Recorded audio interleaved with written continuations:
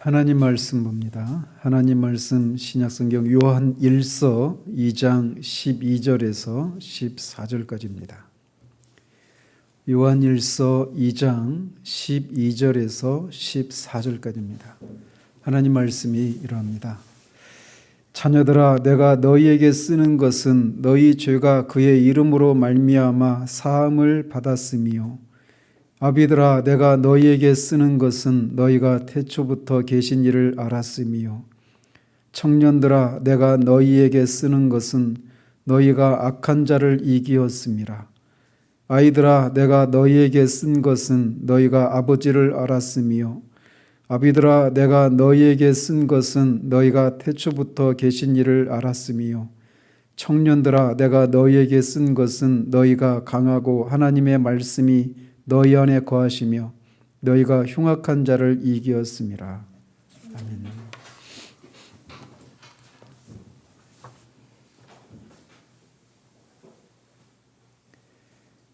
지난주에는 나무가 성장하는 것과 영적으로 성장하는 것 사이에 있는 비슷한 점에 대해서 살펴보았습니다. 나무가 성장할 수 있는 것은 그 자체 안에 생명을 가지고 있기 때문인 것처럼 영적으로 성장하는 것도 중생에서 새로운 생명을 가졌기 때문이고, 또 그렇게 자체적으로 그 생명을 가지고 있음에도 불구하고 외부에서 물을 끊임없이 공급받아야 성장할 수 있는 것처럼 중생에서 은혜의 원리가 그 안에 심겨진 신자라 하더라도 성장하기 위해서는 끊임없이 은혜가 공급되는 일이 있어야 된다라고 말씀드렸습니다. 그리고 나무가 성장하는 것은 은밀하게 그리고 서서히 성장을 하는 것처럼 영적인 성장도 그러합니다. 그래서 아이러니하게도 영적으로 성장한 사람들은 오히려 자신의 성장을 인식하지 못하고 더딘 성장을 인해서 오히려 애통해하는 그런 모습이 있다라고 말씀드렸어요. 그리고 나무가 성장할 때 위로 성장하는 것처럼 또 하나님과의 관계 속에 하나님을 기쁘시게 하려고 하는 그런 모습으로 성장의 모습이 드러나게 되어 있고, 나무가 또 아래로 뿌리를 깊이 받고 아래로 성장하는 것처럼 자기 자신의 그런 부패함과 무능력을 인식하는 데서 겸손이라고 하는 특성이 드러나게 되어 있다고 말씀드렸습니다. 그리고 내적으로도 나무가 점점 견고해지고 단단해지는 것처럼 이 영적으로 성장한 사람은 자신의 내면에 그 성장의 근본이 되는 그 마음을 지키는 일에 힘을 쓴다라고 하는 것을 말씀드렸고, 또 외적으로 나무가 가지가 풍성하고 열매를 많이 맺는 것처럼 영적으로 성장한 사람도 외적으로 그런 순종이라고 하는 그런 모습을 통해 성장의 그런 증거들을 드러낸다라고 하는 사실을 말씀드렸습니다. 오늘은 영적인 성장에도 여러 단계가 있고 각각의 그 시기에 맞는 고유한 특징들이 있다라고 하는 사실을 살펴보도록 합니다. 지난주에도 말씀드렸듯이 나무는 갑자기 자라는 것이 아니라 오랜 시간에 걸쳐서, 그래서 어떤 나무는 수명이 수천 년에 걸리기도 하죠. 그렇게 성장하듯이 영적으로 성장할 때도 우리가 거듭나는 순간 곧장 영적으로 완숙한 단계로 접어드는 것이 아니라 어린아이의 상태로부터 시작해서 여러 성장 단계를 거친다라고 하는 사실이에요.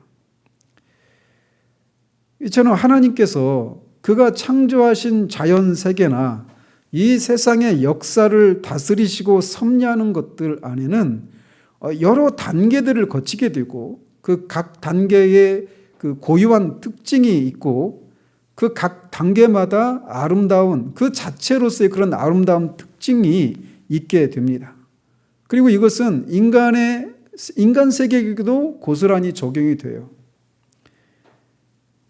그래서 나무가 그냥 아름드리 나무가 되는 것이 아니라 싹이 나고 이삭이 나고 점점 자라고 나중에 그렇게 아름드리 나무로 자라가는 것처럼 자라간단 말이죠. 그런데 그 아름다운 나무만 아름다운 것이 아니라 아름드리 나무만 아름다운 것이 아니라 싹의 상태에 있을 때도 그 자체로 아름다움이 있어요. 그리고 반드시 그런 과정을 거쳐야만 아름드리 나무가 되는 것이죠. 마찬가지로 인간도 그렇습니다. 인간도 어린아이로 태어나서 점점 청소년으로 청년으로 장년으로 또 이제 노인으로 그렇게 점점 그런 시기를 거치게 되어 있습니다. 그리고 인간이 거치는 이 각각의 시기에는 그 시기에 어울리는 각각의 독특한 특징이 있습니다. 그래서 어린 시절에는 천진난만하고 막 부끄러움도 잘 모르고 자기 의견을 막 잘 표현하고 이런 모습도 있고 또 수줍어하는 이런 모습도 같이 있죠. 그게 어린이다움이에요. 또 청년의 시기에는 어떤 열정과 어떤 기상, 기백 이런 것들이 있는 시기라고 할 수 있고, 장년은 안정감과 어떤 완숙함이 그렇게 물씬 풍겨나는 시기이기도 합니다. 또 노년에는 어떤 인생의 경험을 통해서 지혜가 있는 그런 모습이 노년에게서 우리가 기대하는 그런 아름다운 모습들이에요. 그래서 이 각각의 시기마다 하나님께서 때에 따라 아름답게 그 시기를 지나도록 하셨단 말이죠. 그래서 전도서 기자가 말하는 것처럼 범사에 기한이 있고 천하 만사가 다 때가 있다라고 말을 하고 있는 거예요. 하나님은 그렇게 피조물들이 생겨나고 자라는 때를 정하셨고, 그렇기 때문에 우리는 그분이 정하신 때를 기다리게 되는 거죠. 만약에 우리가 그 씨앗을 겨울에 뿌린다라면 그 씨는 결코 발하지 못할 겁니다. 씨는 반드시 봄에 뿌리게 되어 있어요. 그리고 봄에 뿌리면 싹이 나면 그것으로 그냥 끝나는 것이 아니라 싹이 또 뜨거운 여름을 지나게 되어 있어요. 이처럼 세상사도 마찬가지입니다. 인간에게 세계에도 마찬가지예요. 그래서 젊은이의 어깨 위에 노인의 머리를 붙이는 것은 어울리지 않는 거예요. 젊은이는 시간이 더 지나서 노인의 그런 지혜와 경험을 쌓고 그렇게 완숙해져 가는 거거든요. 오히려 젊은이의 어깨에다가 노인의 그런 노인에게서 보여지는 그런 것을 기대하는 것은 오히려 꼴불견이 될 수도 있습니다. 우리가 종종 그런 얘기하잖아요. 우리 아내가 우리 애들이 너무 갑자기 커버린 것 같아가지고 자꾸 어린 시절이 막 그리운 거죠. 저도 막 그런 게 있거든요. 그래서 종종 어린 시절 그 동영상 보곤 하는데 그 상태에 대한 그리움들이 있지만 거기에 머물러 있으면 안 되는 거죠. 시간이 점점 지나서 어린아이의 그 시기를 지나서 점점 인간적으로, 인격적으로 성숙해져 가는 그런 과정을 밟아야 된단 말이에요. 그래서 그렇게 때를 정하셨어요, 하나님께서. 그리고 각 때마다 전도서 3장 11절에서 말하고 있는 것처럼 때를 따라 아름답게 하셨기 때문에 그 시기에는 그 시기에 맞는 그런 특징들을 드러내야 한단 말이죠. 그럴 때 보기에 아름다운 거예요. 그렇기 때문에 사도 바울은 내가 어렸을 때에는 말하는 것이 어린아이와 같고 깨닫는 것이 어린아이와 같고 생각하는 것이 어린아이와 같다가 장성한 사람이 되어서는 어린아이의 일을 버렸노라 라고 말을 하는 겁니다. 장성한 사람이 어린아이 때 했던 말과 행동과 생각과 이런 것을 여전히 어린아이 때나 깨닫고 있는 그런 깨달음의 정도에 머물러 있는 것은 그때는 어렸을 때는 괜찮고 아름답고 귀여워 보일지 모르지만 장성했을 때는 이제 그것을 지켜보는 사람들에게 고통을 끼치는 일이 되고 마는 거죠. 한 인간의 생애에 있어서도 이렇게 어린아이의 단계를 거쳐서 점점 장성한 사람으로 자라게 하시도록 하나님이 그렇게 때를 정하셨어요. 마찬가지로 하나님께서 세상을 구원하시는 일, 그를 구속 경륜이라고 이렇게 말을 하는데 이 구속 경륜에 있어서도 하나님께서는 인류를 어린아이의 시기에 해당되는 방식으로 구원의 경륜을 경륜하시다가 점점 성숙해가는 그런 모습으로 인간을 구원해 가시는 그런 경륜을 베풀어 주십니다. 예를 들면 신구약 시대에 하나님의 백성에 대한 하나님의 그 구속 경륜을 깊이 들여다보면 이런 점들을 발견할 수 있어요. 그래서 하나님이 이 하나님의 구속 경륜 중에 모세 시대에 일어났었던 그런 일들은 이 하나님 나라의 이 과정에 있어서 인생의 어떤 유년 시절에 비유할 수 있습니다. 그래서 각종 제사제도나 성막이나 제사장들의 의복, 그들의 어떤 뭘 먹지 말아야 되는지 이런 것을 세세하게 정해 놓으셨잖아요.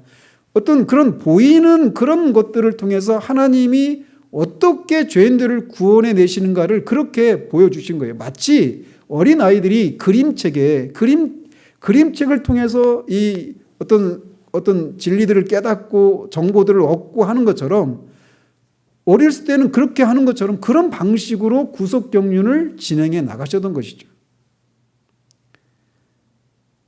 그러나 이런 것들은 장차 나타나게 될 실체의 이 그림자에 해당되는 것들이, 이런 것들은 그렇기 때문에 진짜 실체가 나타났을 때는 이것들은 더 이상 필요하지 않게 되는 것이죠. 그것들은 이제 구식이 되어버렸고, 어린아이 때에 해당되는 것들은 이제 신약의 그리스도인들의 예배에 실행해야 하는 것은 오히려 유아 시절로 퇴보하는 것이 되고 마는 겁니다. 구약의 각종 희생 제사들이 그 당시에 하나님의 백성들을 교훈하고 가르치기에는 적합했어요. 그렇지만 이제 그것들의 실체이신 그리스도가 성육신하시고 그분의 십자가의 대속의 죽으심을 통해 영단번에 완전한 희생제사가 드려진 이후에는 더 이상 유아 시절의 것들이 필요하지 않게 된 것이죠. 이렇게 구속 경륜에 있어서도 하나님은 이렇게 유아 시절과 이 장년 시절을 이렇게 점점 그 구속 경륜을 베푸시는 과정에서도 이렇게 때와 어떤 그 적당한 그런 기한을 정하시고 그렇게 다루신다라는 것이죠. 이처럼 자연계나 세상의 역사나 구속의 경륜과 같은 것들 속에 여러 단계가 있고 각 단계별로 독특한 특징과 아름다움이 있는 것은 그리스도인의 영적인 성장과도 매우 깊은 연관성이 있습니다.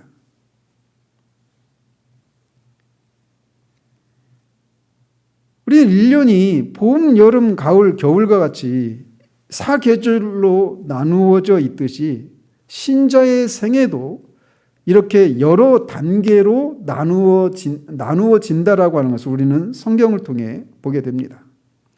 그리고 사계절이 각각의 독특한 특징이 있고 각 계절만의 아름다움이 있듯이 그리스도인의 생애 각 단계에도 그 시기에 적합한 고유한 특징들이 있다라고 하는 것을 우리가 성경을 통해 교훈받게 되는 거예요.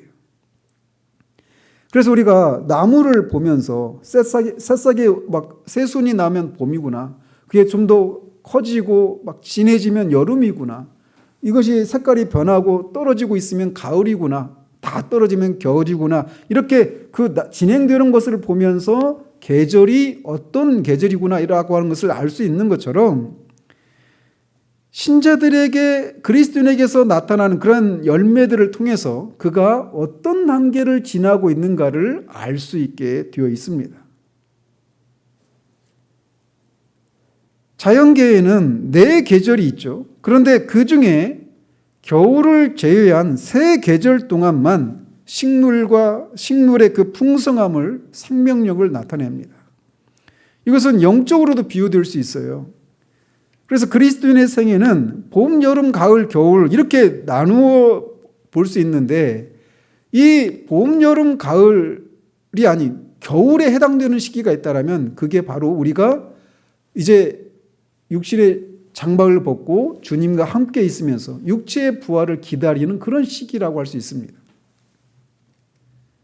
신자가 이 땅에서 머무르는 봄과 여름과 가을에 해당되는 이 땅에서의 시절에 영적인 성장과 열매를 맺게 되는 것이죠.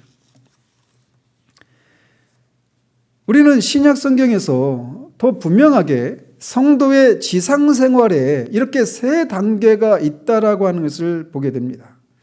그래서 우리 주님은 천국의 비유를 말씀하시면서 땅이 스스로 열매를 맺되 처음에는 싹이요, 다음에는 이삭이요, 그 다음에는 이삭이 충실한 곡식이니라 라고 말씀하신 것처럼 이런 3단계가 있다라고 말하고 있어요.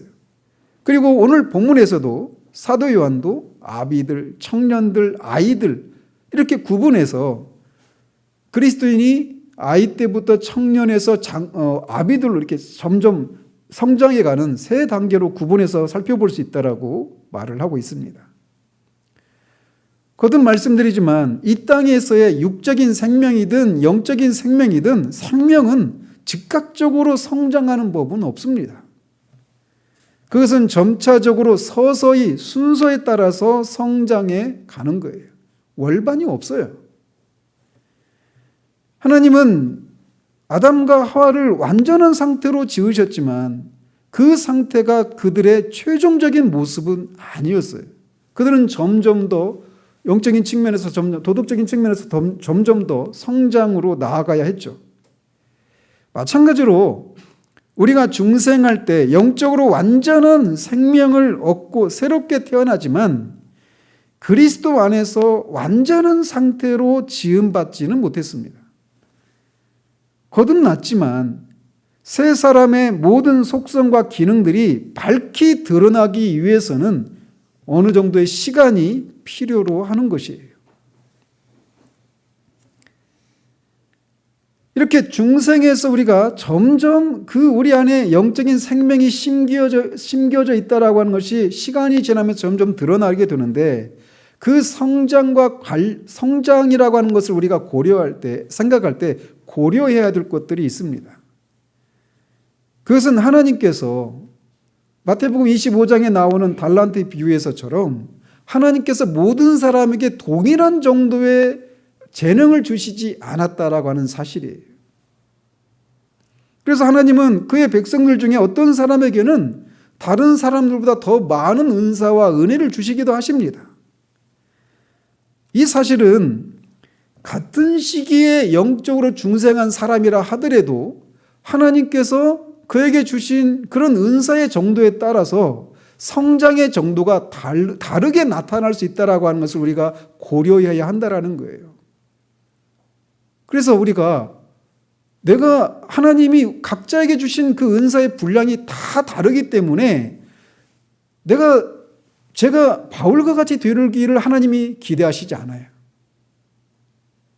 제가 존경하는 로이 존스와 같은 분이 되도록 하나님이 제게 기대하시지 않아요. 저에게는 그런 재능이 없습니다. 마찬가지로 여러분들도 마찬가지예요. 그래서 하나님이 기대하시는 것은 하나님이 우리에게 주신 그 재능을 따라서 우리가 선용을 해서 우리가 한 달란트 받은 사람이면 한 달란트 받은 사람으로서 최고로 성장한 사람이 되는 것, 거기에 하나님의 뜻이 있는 거예요. 그러니까 하나님의 나라에서는 열등감을 느끼거나 우월감을 느낄 그런 필요가 없는 것이죠. 근데 현실은 어때요? 그렇지 못한 현실들이 많이 존재합니다. 그런 사실이 왜 존재하느냐? 하나님께서 우리에게 영적으로 성장할 것을 기대하시는데 그 성장할 때 우리가 고려해야 될 것이 있다라고 하는 것을 가르침 받지 못하기 때문에 그래요. 또 가르침 받는다 하더라도 우리가 그것을 수시로 생각해서 우리의 상황에 적용하지 못하기 때문에 우리가 다른 사람과의 비교를 통해서 영적인 우월감을 느끼기도 하고 영적인 열등감을 느끼기도 한단 말이죠. 하나님은 우리에게 가장 우리다워지는 것, 그거를 원하십니다. 여러분다워지는 거예요. 물론 거기엔 전제 조건이 있죠. 죄가 없는.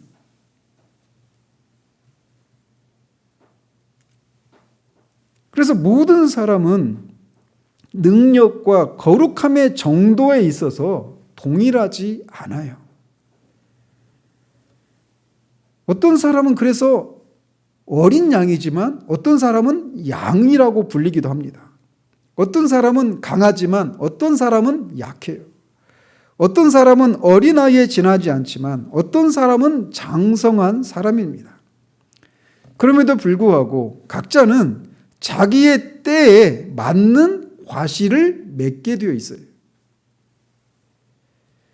그래서 성경은 오늘 본문에서 특별히 이렇게 어린아이와 또 청년과 아비들이라고 하는 그리스도인이 이런 성장의 단계를 밟는다라고 하는데 그리스도인에게 그리스도인들이 이렇게 성장의 단계를 밟는다라고 하는 걸 아는 거. 그리고 그 각 성장의 단계에서 드러나는 그런 고유한 특징과 열매들이 무엇인가를 아는 것은 우리 자신을 향해서도 그렇고 다른 사람을 바라보는 데 있어서도 매우 유익한 그런 것을 제공합니다. 왜 그런 거 아니? 어떤 사람들은 어린아이의 단계에서 드러나는 특징들이 그것이 마치 신앙이 어떤 자기가 영적으로 가장 최고조에 다다랐을 때 나타나는 특징이라고 생각하고 그것이 없는 것 때문에 내가 영적으로 퇴보했나 봐 이렇게 생각한단 말이에요. 또 반대로의 경우도 마찬가지죠. 그래서 다른 사람이 아직 영적으로 어린 아이의 상태에 불과한데 어른들에게서 보여지는 그런 것들을 기대하면서 너는 아직도 왜 그냥 그 모양밖에 안 되느냐라고 말하면서 그를 하지 않아도 될 고민들을 하게 하고 그에게 지워져서는 안 되는 짐을 지워주는 일들이 일어날 수 있단 말이에요. 그렇기 때문에 영적인 그리스도인이 성장하는 것에 있어서 그런 성장의 단계들이 있고 각 단계마다 고유한 특징이 있다라고 하는 사실들을 우리가 기억을 해야 돼요. 그리고 각 때마다 하나님이 아름답게 지으셨기 때문에 영적으로 어린아이라고 해서 그가 아직 어린아이 시기이기 때문에 드러나는 그 특징들을 보면서 어른이 아닌 것 때문에 정죄하고 판단하고 해서는 안 된단 말이에요. 그리고 그 어린아이로서의 그 아름다움을 우리가 아름답게 볼 수 있는 그런 눈들이 필요한 거예요. 자, 그렇다면 그리스도 안에서 어린아이의 상태는 어떤 특징들을 보이고 있을까요? 이것은 거듭 말씀드리지만 자연계에서 나타나는 그런 특징들이 영적인 성장 속에서도 그런 비슷한 점들을 찾아낼 수 있습니다. 그래서 어린아이의 경우에는 이성이 아직 덜 발달되어 있기 때문에 발달되어 있는 것 같이 영적으로 어린아이의 경우에도 하나님의 깊은 것들을 이해하기에는 부족합니다. 일부분만 약간만 이해하고 있을 뿐이에요. 그래서 영적 어린아이들은 대부분 충동에 의해서 행동합니다. 냉철한 판단에 의해서라기보다는 감정과 충동에 의해서 어떤 행동들을 하게 되어 있어요. 그게 어린아이들의 특징입니다. 그들의 생활을 지배하는 가장 큰 원리는 감정이에요.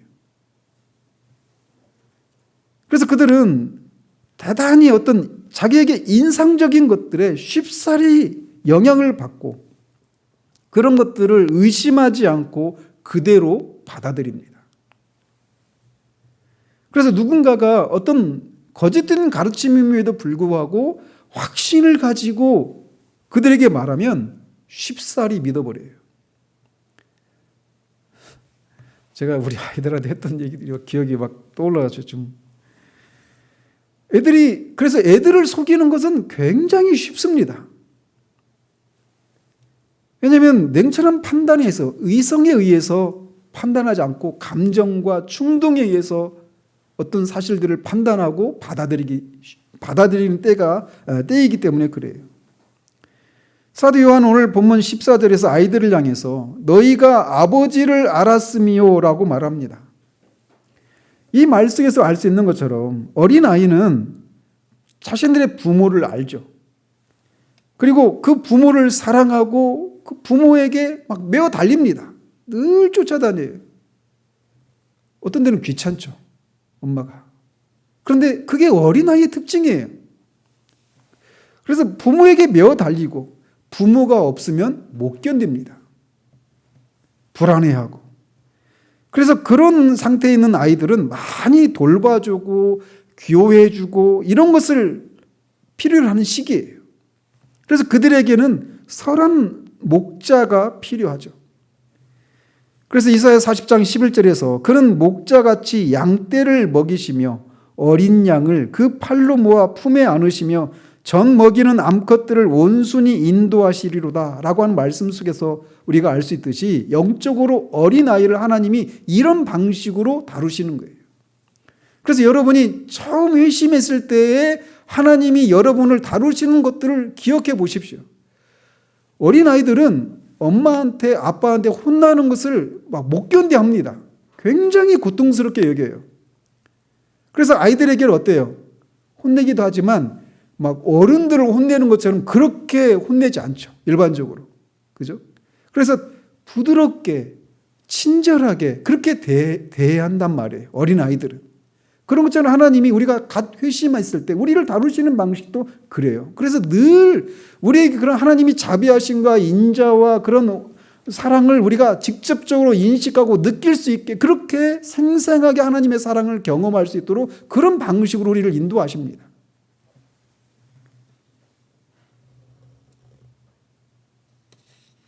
그렇지만 그들이 비록 그렇게 하나님의 그런 인자하심과 그 은혜로우심을 맛보긴 했지만 아비들이 느끼는 그런 충만함에 이르는 것은 아니에요. 그런데 이제 그걸 모르니까 그 상태가 내가 영적으로 최고조에 달했던 때라고 생각을 하는 거예요. 그래서 그런 것을 누렸을 때 있었던 그 감정의 충만함들이 사라진 것을 보면서 내가 영적으로 지금 침체해 있구나. 뒤로 물러가 있구나. 이렇게 하면서 다시 그것을 찾으려고 간단 말이죠. 그러나 갓 개종한 사람은 영적으로 어린 아이의 상태에는 하나님의 은혜로우심을 맛보고 그것이 진짜 은혜의 경험인 것은 사실이지만 그가 다다라야 될 그 은혜의 충만함을 맛본 것은 아닌 거예요. 그렇기 때문에 갓 회심한 사람은 언제까지나 영적인 아이의 상태에 머물러서는 안 된다라고 하는 권면을 받는 겁니다. 오직 우리 주 곧 구주 예수 그리스도의 은혜와 그를 아는 지식에서 자라가라 라고 말을 하는 거예요. 한 걸음 더 나아가서 범사에 그에게까지 자라가야 합니다. 그래서 하나님은 우리로 하여금 그렇게 자라가도록 만반의 준비를 해 놓으셨지만 우리 현실을 보면 어떻습니까? 많은 그리스도인들이 그렇게 하지 않고 있는 것을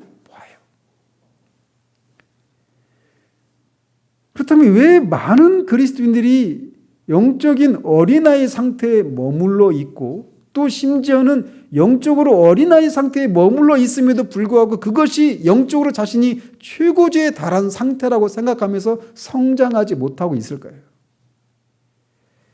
그것은 그들이 가르침을 받은 것에 대한 이해력이 부족해서라기보다는 듣기를 게을리하기 때문에 그렇습니다. 듣기를 게을리하고 사랑과 의지가 그들에게 결핍되어 있기 때문에 그래요. 어린아이들은 대부분 듣는 것에는 관심이 없습니다.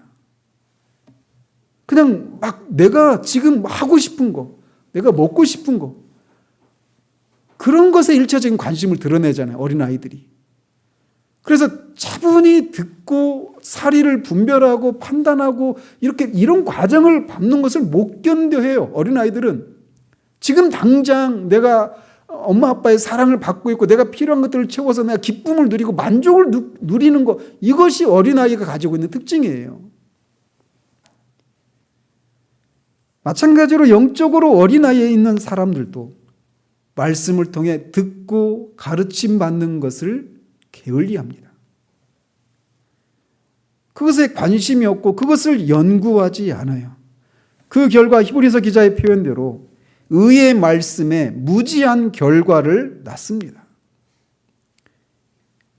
의의 말씀에 무지하다라고 하는 것은 내가 아직 육을 죽이고 시험을 이기고 마귀를 거스르는 방법을 잘 터득하지 못했다라고 하는 것을 의미합니다. 그래서 온통 그냥 주일에는 가서 그 예배 드리고 뭐 기독교는 이것 하면 안 되고 저것 하면 안 되고 목사님은 어떻게 섬겨야 되고 이런 것들 위주의 그런 신앙생활을 계속 반복할 뿐이에요. 그런 것들에 처음보다 좀 더 능숙해지고 하는 것이 영적으로 성장한 것이라고 생각하는 수준에 머물러 있단 말이죠. 이렇게 듣기를 게을리하는 것 때문에 영적인 성장이 더디게 나타나는 거예요. 또 하나는 어린 신자들이 영적으로 성장하지 못하게 되는 또 다른 이유는 앞에서도 말씀드린 건데 그가 최초로 경험한 그 체험에 너무 집착해 있기 때문에 그렇습니다. 우리가 조심하지 않으면 우리가 죄 용서를 받은 데서 오는 기쁨과 평강이 그 평강이 우리에게 우상이 되어버릴 위험에 빠질 수 있습니다. 처음에 이 체험이 너무 강렬하기 때문에 우리는 자꾸 그 상태로 돌아가기를 힘씁니다.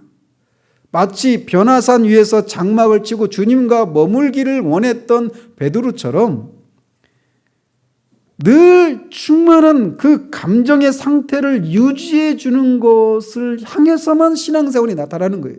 그래서 그런 사람의 신앙의 형태들은 늘 그 감정의 충만함을 느끼게 해줄 수 있는 어떤 집회 위주의 그런 신앙생활을 추구합니다. 그래서 여기저기 기웃거리죠. 늘.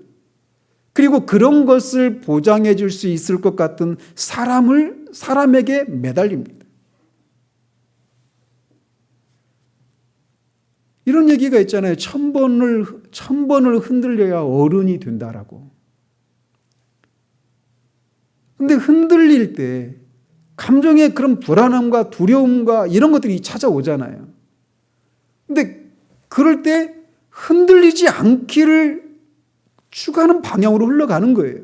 그런 과정을 통해 점점 우리가 감정이 아니라 진리에 따라서 느껴지는 것에 따라서가 아니라 믿음에 의해서 우리의 삶을 살아내야 되는데 자꾸 다시 퇴행하는 거예요. 영적으로.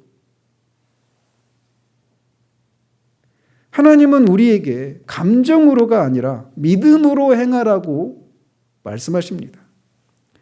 감정은 우리에게 잠시 동안 기쁨을 주지만 믿음은 하나님을 기쁘시게 하고 또 이것은 감정이 더 이상 우리를 기쁘게 하지 못하는 순간에도 하나님의 말씀을 붙들게 해요. 하나님은 질투하는 하나님이시기 때문에 우리가 하나님 자신보다 하나님이 주신 선물을 더 귀중하게 떠받들면 때로는 그것을 우리에게서 거둬가십니다. 만일 우리가 그리스도 안에 있는 하나님보다 그가 주시는 위로와 생생한 체험, 감정 이런 것들에 집착해 있다라면 하나님은 그 위로하심을, 그 감정을 거둬가 버리십니다. 거둬가시는 목적이 무엇이냐면 우리로 하여금 그것을 의지해서 살지 않고 믿음을 따라 살도록 하기 위해서 그것을 거둬가시는데 우리는 다시 그것을 회복하기 위해서 온통 거기에 집착하는 거예요. 그러면서 내가 은혜가 있다, 침체됐다 그 기준을 항상 그 처음에 강렬한 체험의 정도 여부에 의해서 판단하면서 계속 거기에서 맴도는 겁니다.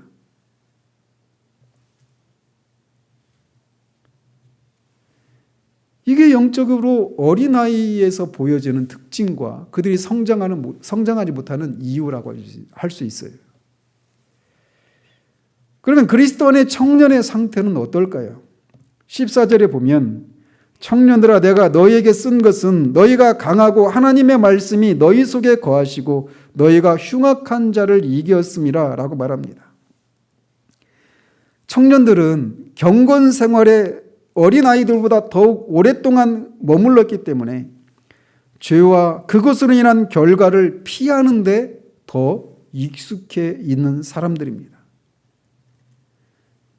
그들은 자신 안에 있는 내적인 부패와 외부에서 오는 시험을 이기기 위해서 애쓰고 기도함으로써 하나님을 의지합니다.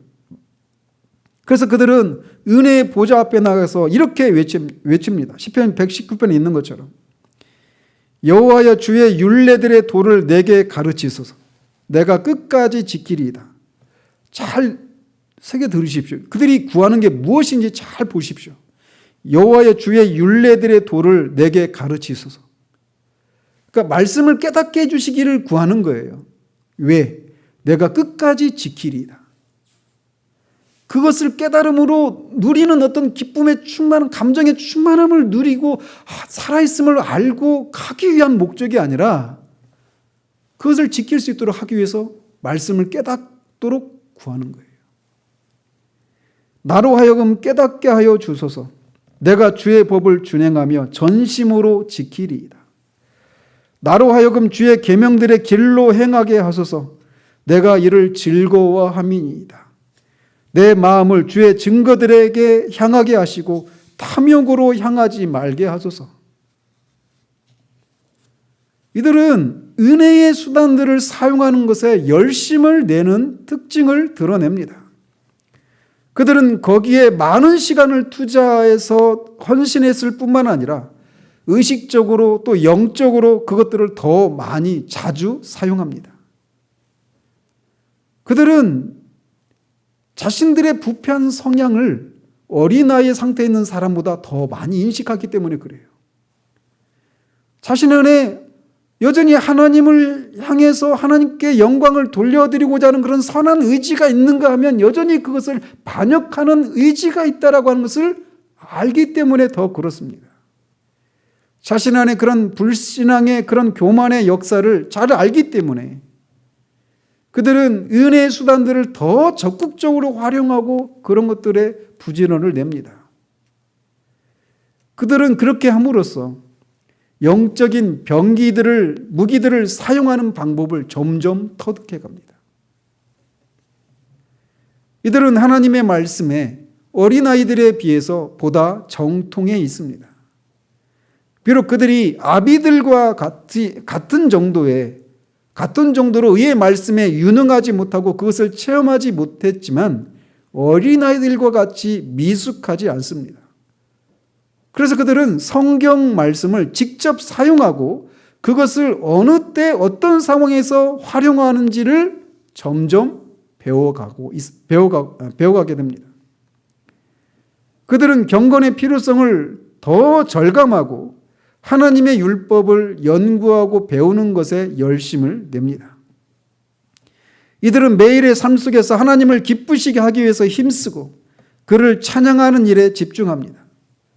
그렇게 함으로써 그들은 매일의 삶 속에서 영적인 지식을 공급받고 원수에 대항할 힘을 점점 길러가는 거예요. 어린아이는 자기 중심적으로 생각을 합니다. 그래서 온통 자기와 직접적으로 관계된 것들에만 관심을 둬요. 그들의 관심은 자기 자신을 향해 있습니다. 자아를 향해 있어요. 그러나 청년들은 자아를 벗어나서 바깥쪽을 바라봅니다. 그들은 그전의 방식대로 내적인 위안을 받으려고 하지 않을 뿐만 아니라 또 어린아이처럼 자신의 이해력을 과신하지도 않아요. 어린아이들은 뭔가 하나 깨달으면 그것을 마치 자신이 알아야 될 모든 것을 안 것처럼 그렇게 자신감으로 충만해 있잖아요. 청년들은 그렇지 않아요. 자기들이 안 지식이 얼마나 그 빙산의 일각에도 해당되지 않을 정도로 적은 분량인지 라는 것을 깨닫기 때문에 그래요. 그들은 자신보다는 그리스도를 더 많이 바라보고 그를 더 많이 의지합니다. 물론 어린아이 시절에도 죄 용서를 받고 의롭다함을 얻기 위해서 그리스도를 의지했지만 이제는 청년의 시기에 그리스도를 의지하는 것은 그로부터 지혜와 능력을 얻기 위해서 그분을 더욱 의지하고 바라보는 일들을 합니다.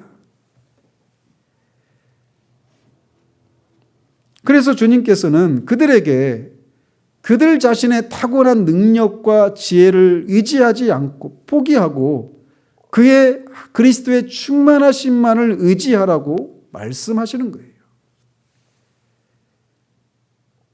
그들은 원수가 홍수같이 몰아닥칠 때 아이들처럼 그냥 어떻게 할 줄 모르고 엉엉 울면서 그냥 그 자리에서 머물러 있는 것이 아니라 그런 상황 가운데서도 그들 승리를 얻기 위해서 승리의 원천이신 주님을 바라봅니다. 그들은 자신의 무력함을 의식할 때 포기하지 않아요. 어린아이들은 어때요? 내가 뭔가 하려고 하다가 못하면 어때요? 우리 지성이 레고 할 때 안 되면 집어 던지고 그런데 어때요? 어린아이들은 그래요. 자신들의 어떤 한계를 부딪히면 그냥 그야말로 때려치죠. 그래서 청년들은 그런 것을 자신의 한계를 의식할 때 포기하지 않고 새롭게 능력을 공급받기 위해서 주님을 바라보고 의지합니다. 이렇게 함으로써 그는 유년기의 그 연약함을 극복하고 청년으로 자라가는 거예요. 그래서 이렇게 영적인 유아에서 강한 청년으로 성장하는 데 있어서 중요한 요소들은 신령한 지식을 점점 쌓아가는 것입니다. 그리고 예수 그리스도 안에 있는 능력을 점점 사용하는 법을 배워가는 거예요. 또 우리 새 사람에게 부여하신 그 은혜를 활용하는 법을 배워가는 겁니다. 또 이미 경험한 은혜를 그냥 내가 이런 은혜를 경험했어 해서 그치는 것이 아니라 그 은혜의 경험을 점점 자신 안에서 고무시키는 법을 배워가면서 청년으로 자라가는 거예요. 또 성령의 도우시는 사역을 경험하는 것을 통해서 어린아이에서 청년으로 자라가는 겁니다.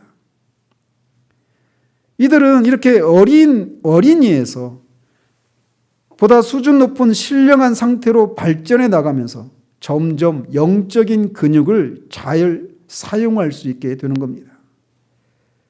그래서 그들은 자신이 그리스도인의 삶을 사는 데 있어서 그리스도를 떠나서는 아무것도 할 수 없다라고 하는 것을 인식해요. 그러나 거기서 끝나는 것이 아니라 그 그리스도를 의지할 때 자신이 무엇이든지 할 수 있다라고 하는 것을 경험적으로 맛보는 삶을 살아가는 겁니다. 내게 능력 주시는 자 안에서 내가 모든 것을 할 수 있다라고 하는 것을 고백하는 단계로 넘어가는 거예요. 그렇다면 아비들의 특징은 어떤 것을 보여줄까요? 2장 14절에 아비들아 내가 너희에게 쓰는 것은 너희가 태초부터 계신 이를 알았음이요 라고 말합니다. 다시 말씀드리지만 성숙한 그리스도인의 특징 중 한 가지는 그리스도에 대한 지식의 여부에 달려있다라고 하는 것을 알게 됩니다. 이들은 그리스도에 관해서 보다 충만하고 보다 고상한 체험적인 지식을 가지고 있습니다.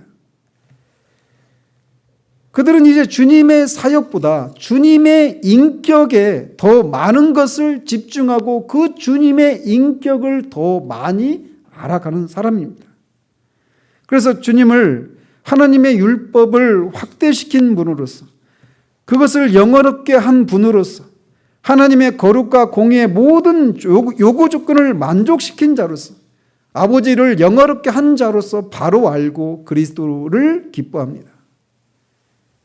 그는 그리스도의 기이한 인격의 신비를 한 인격 안에 신성과 인성이 혼합되지 않고 분리되지 않고 그렇게 연합을 이루고 있는 그 신비를 통찰합니다. 그들은 그리스도와 개인적인 관계를 가짐으로써 보다 친밀한 관계에 들어갑니다. 그들은 그리스도의 사랑, 그의 은혜, 그의 인내를 보다 더 충분히 깨닫고 그것을 체험적으로 맛보는 삶을 살아가는 사람이에요. 히브리서 5장 14절에서는 지각을 사용함으로 연단을 받아 선악을 분별하는 자들이라고 부릅니다. 그래서 그들은 단단한 식물을 씹어서 소화할 수 있는 사람들입니다. 육적인 어린아이도 어른들이 소화할 수 있는 그런 소화 기능을 가지고는 있잖아요. 없는 게 아니잖아요. 근데 어른들은 그 소화 기능, 육적인 어린아이들이 갖고 있는 기능을 가지고 있을 뿐만 아니라 그것을 활용하는 법을 알고 사용한다는 면에서 어린아이와 구분이 되어지는 겁니다.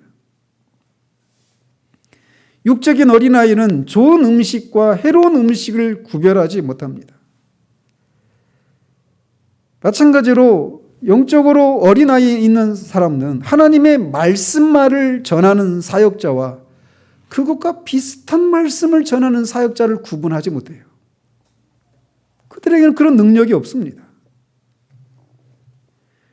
우리에게 있는 빛을 사용함으로써 우리가 이미 알고 있는 것을 시행함으로써 우리는 진리를 보다 더 상세히 알고 그리스도와 더욱 친밀한 교제를 나누고 선악을 식별할 수 있는 능력을 구비해 가게 됩니다. 아비들은 경건에 이르기를 더욱 힘쓰는 자들입니다. 그러면서 이 청년 때에 어린아이들은 자신의 그런 무능력을 청년에 비해서 덜 의식하기 때문에 그리스도 안에 있는 능력을 힘입기 위해서 경건의 능력을 필요로 한다라고 하는 것을 많이 깨닫지를 못해요. 그런데 청년들은 어린아이에 비해서 더 많이 깨닫습니다. 그런데 아비들은 어떤 측면에서 다르냐? 능력을 얻기 위해서만 경건에 힘쓰는 것을 넘어서 경건에 힘쓰는 그 자체를 즐거워하고 그것에서 자유함을 누리는 데까지 나아가는 겁니다. 경건에 이르기를 연습하는 것이 의무감에서만이 아니라 기쁨에 넘쳐서 하게 된단 말이죠. 영적으로 아비들은 현세적인 문제들에 있어서도 더 현명하게 처신을 하게 됩니다. 왜냐하면 그들에게는 영적인 그런 통찰력을 가지고 있고 용이 주도한 것을 갖추고 있기 때문에 영적인 문제에서만이 아니라 현세적인 문제에 있어서도 더 그런 통찰력이 있는 그런 모습을 보이게 된단 말이죠. 그들은 일 자체보다 하나님 사랑하는 것을 우선시하는 사람입니다. 그들은 감정보다 지식의 확신을 두고 있기 때문에 감각적인 지식으로 만족해하지 않습니다. 그들은 위로부터 오는 지혜를 구하면서 영원한 능력에 더욱더 의지합니다. 그들은 하나님의 섭리의 다양함을 인정하고 하나님의 섭리에 자신을 맡기면서 오래 참고 기다리는 그런 특징을 보여줍니다. 그들은 성령으로 말미암아 빛을 받은 사람들로서 그의 자비로우신 은총으로 그들은 깨닫는 지각을 갖게 되고 그들의 심령은 하나님의 가르침을 받습니다. 그래서 그들은 성령께서 돕지 않으시면 말씀의 1.1획도 깨달을 수 없기 때문에 자신의 눈을 열어서 주의 법에 기이한 것을 볼 수 있도록 기도하는 것이 그들의 기도입니다. 하나님과 깊은 관계를 맺음으로써 그들의 성품은 보다 순화되고 그들의 생활은 보다 잠잠해지는 그런 모습으로 나아갑니다. 이것은 어떤 외적인 형태로만 나타나는 것이 아니라 그들의 은혜나 감사, 찬양이 용솟음치는 것으로 말미암습니다. 대체적으로 그들의 삶은 요란스럽지 않아요. 그들은 그리스도의 영광을 깨닫고 그의 인내의 증거들을 접하고 그의 사랑이 얼마나 무한한가를 체험함으로써 결국엔 이런 고백을 합니다. 하늘에서는 주 위에 누가 내게 있으리요 땅에서는 주밖에 나의 사모할 자가 없나이다. 하나님으로만 만족하는 거예요. 환경에 휘둘리지 않습니다.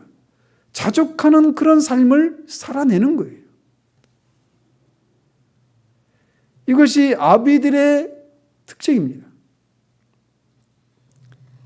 그런데 우리가 기억해야 될 것은 이 영적으로 아비에 해당되는 이 상태는 비록 이 땅에서 성도들이 도달할 수 있는 최고의 모습이지만 그리스도의 장성한 분량에 이른 것은 아닙니다. 그것은 우리가 부활해서 새로운 육체를 입을 때 성취되는 그런 모습이에요. 그것과 비교하면 영적으로 아비의 상태에 도달한 사람들이 아주 여전히 비참한 수준에 머물러 있다라고 말할 수 있는 거죠. 따라서 우리가 지상에서의 이 성도들의 상태에 대해서 논하면서 이렇게 비록 세 가지로 구분을 하면서 이렇게 논하고 있지만 전체적인 입장에서 보면 어린이도 악한 자를 이기고 태초에 계신 이를 참으로 알고 있습니다. 어린이가 하나님 아버지를 모르는 게 아니잖아요.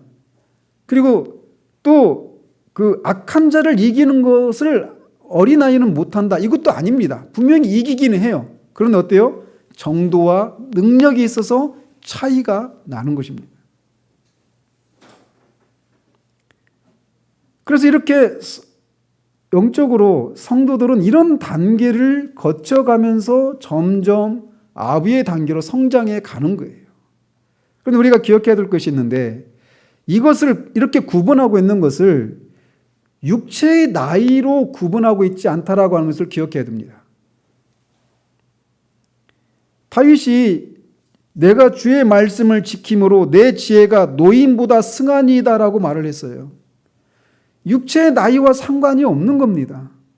그리고 또 신앙 연륜이 얼마나 오래되었느냐, 이것을 가지고도 나누는 게 아니에요. 한 사람이 그리스도인이 된 시간이 오래되면 오래될수록 그의 영적인 성품은 보다 성숙해야 하고 은혜에서 성장을 많이 하면 할수록 하나님을 아는 지혜에 있어서도 성숙해 가야 되는 것이 사실이지만, 이 시간이 오래되었다고, 나이가 많다고 그렇게 자동적으로 그렇게 되는 것이 아닌 것이 우리의 현실이에요. 저는 거듭 이 영적인 성장 시리즈를 살피면서 여러분에게 계속 말씀드리고 싶은 게 그래요. 정말 계속해서 말씀드리고 싶어요. 이번 주에도 어떤 교회 우연찮게 그 유튜브에 이제 그 알고리즘에 의해서 제가 원치 않아도 막 그 뜨잖아요. 뭔가 관련해서. 그래서 어떤 교회에서 어떤 행사를 하는 것을 보는데, 그거 보면서 막 제 안에서 막 슬픔이 막 있는 거예요. 그 교회 막 10,000명이 넘는 큰 교회입니다. 거기서 그 성도들한테 감사패를 전하고 뭐 하는데, 기준이 뭔지 아십니까? 장로님들이고 막 그래요. 그런데 기준이 뭐냐면, 이분들이 우리 교회에 왔을 때 정말 거지처럼 그렇게 다 망해가지고 왔는데 지금 막 한 달에 헌금을 5천만 원 하네, 1억을 하네. 여러분 그렇게 하고 싶어요? 그런 모습을 보면서 막 슬픔이 밀려오는 거예요, 저는. 근데 제가 더 슬픈 건 뭐냐면, 제가 하나님 앞에 여러분들을 위해서 기도하는 것 중에 하나가 무엇이냐면, 우리가 그런 잘못된 기준에 의해서 우리 자신을 판단하는 것에서 오는 그런 어떤 의기소침함, 이런 것에서 여러분이 자유해지기를 바라는 거예요. 우리는 잘못된 기준에 의해서 내가 영적으로 성장했는지 또는 내가 성공적인 삶을 살고 있는지를 수시로 그런 것에 영향을 받습니다. 그게 옳지 않다라고 하는 것을 여러분이 머리로는 인정하지만 실제 삶을 보면 잘못된 기준들 또는 충분하지 않은 기준들에 의해서 내가 영적으로 성장했는지 성장하지 않았는지를 판단한단 말이에요. 그래서 여러분이 남들에게 자랑할 만한 그런 어떤 직업을 갖지 못하고 경제적인 수준이 거기에 미치지 못하고 이런 어떤 여러분이 누구인가를 설명해 주기는 충분하지 않은 덧붙여진 것들을 가지고 그 여러분에게 덧붙여진 것들이 충분하지 않은 것 때문에 수시로 우울해하고 낙심하고 의기소침해하는 이런 모습들을 보는 것이 저에게 큰 고통이거든요. 저 역시도 그런 시험에 끊임없이 노출되어 있습니다. 이번 한 주간도 그것과의 끊임없는 싸움이었어요. 그러나 기억하십시다. 우리가 살고 있는 이 시대가 잘못된 모든 것이 어그러지고 굽어져 있어서 영적인 성장의 그런 기준도 잘못 제시되고 있습니다. 잘못된 기준에 의해서 우리 자신을 재단하면서 내가 거기에 미치지 못한 것 때문에 의기소침해하고 우울해하는 것만큼 하나님의 마음을 아프게 드리는 것이 없어요. 이 세상에 있는 유명한 그런 사람들이 모두 일어나서 영적으로 성장한 사람은 이런 사람이야 라고 말한다 하더라도 그것이 하나님이 제시하신 기준이 아니라면 우리는 그 기준에 의해서 우리 자신을 판단해서는 안 돼요. 하나님이 우리에게 제시하고 있는 이 기준들, 그 기준들에 의해서 우리 자신을 판단해야 합니다. 한 번밖에 없는 우리 인생인데 하나님이 제시해 주시는 그 기준에 의해서 우리 자신을 판단하고 아직 세상이 우리를 인정하지 않아도 하나님이 인정하시는 그 기준에 우리가 맞춰서 그 삶의 표대를 향해서 바르게 가고 있다라면 거기에서 우리가 견고하게 흔들리지 않고 그 안에서 평강을 누리는 그런 삶이 하나님이 우리에게 기대하시는 삶이란 말이에요. 주일이 우리가 와서 말씀을 드리고 예배를 드리고 하는 이런 것을 통해서 우리가 기대해야 될 것이 바로 그런 거예요. 한 주 동안 여기서 치이고 저기서 치이고 상처받고 우리의 상처받은 자아들을 하나님께서 바른 진리로 우리가 그런 것들에 상처받아서는 안 된다라고 하는 것을 우리가 바르게 깨닫고 우리가 가고 있는 길이 바른 길이구나. 우리가 달려갈 그 표대가 바른 표대구나라고 하는 것을 다시금 확인하고 그것을 향해서 달려가고 그 길 끝에 주님이 잘했다 충성된 종아, 네가 이 땅에서는 한 달란트밖에는 받지 못했지만 그럼에도 불구하고 네가 그것을 가지고 다른 사람, 나보다 많은 것들을 가지고 있는 사람들을 기웃거리면서 의기소침해하고 그런 삶을 살지 않고 작은 능력을 받았음에도 불구하고 그렇게 내게 충성한 그것을 더 크게 칭찬하시는 그 주님을 만날 것을 기대하면서 우리의 길을 달려가야 되지 않겠어요? 하나님으로 만족할 수 있는, 우리가 우리의 능력이 부족해서 얻을 수 없는 세상을 그냥 신포도를 만난 그 신포도를 따먹을 수 없는 여우가 내뱉듯이 그까지 세상 이런 태도가 아니라 하나님이시기 때문에, 하나님이 정말 참된 만족이고 복의 근원이시기 때문에 그분을 만족하면서 감정이 아니라 진리를 붙들고 믿음으로 행해 나가는 그런 우리들이 되어야 하지 않겠습니까? 그것이 우리가 달려가야 될 길입니다. 기도하겠습니다. 하나님 아버지, 하나님께서 범사의 때와 그것을 이룰 기한을 정해 놓으셨던 것처럼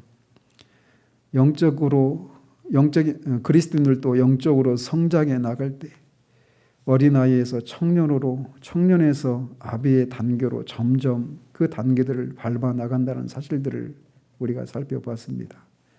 그리고 각 시기에 드러나야 될 그런 고유한 특징들이 무엇인가도 간략하게나마 우리가 하나님 살펴봤습니다.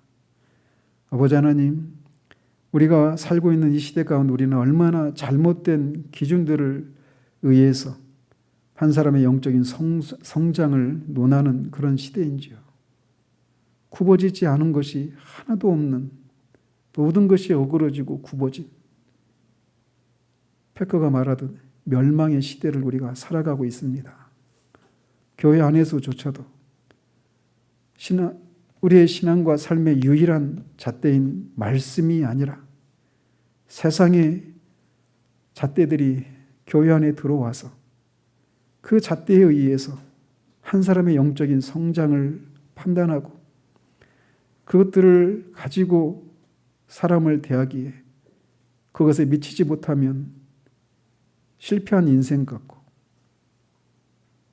예수를 믿는 것이 아무런 도움도 되지 않는 것 같은, 그래서 하나님 앞에 자기 연민에 빠져 우울한 모습으로 살아가는 그런 현실들이 너무나 많은 시대를 우리가 살아가고 있습니다. 이 시대 가운데 하나님이 우리에게 제시하시는, 또 하나님 우리에게 기대하시는 그 기준들이 무엇인가를 바르게 알고 잘못된 기준들에 의해서 내가 성장한 사람이라고 생각하며 여전히 어린아이 상태에 머물러 있지 않게 하시고, 또 잘못된 기준들에 의해서 내가 비록 바르게 가고 있음에도 불구하고 잘못된 기준들이 내게 너무나 크게 영향을 미쳐서 회의에 빠지고 그 달려갈 힘을 잃어버리는 그런 우리들 되지 않도록 하나님 도우시기를 원합니다. 하나님, 정말 우리 사랑하는 지체들이 하나님의 말씀에 의해서 바른 기준들을 제시받고 그 길을 향해서 다시금 힘을 내고 용기를 얻고 또 같이 가는 동료들을 어깨거리하고 그렇게 격려하며 그 길을 외롭지 않게 달려가는 우리들 될 수 있도록 도우시기를 원합니다. 예수 그리스도 이름으로 기도합니다. 아멘.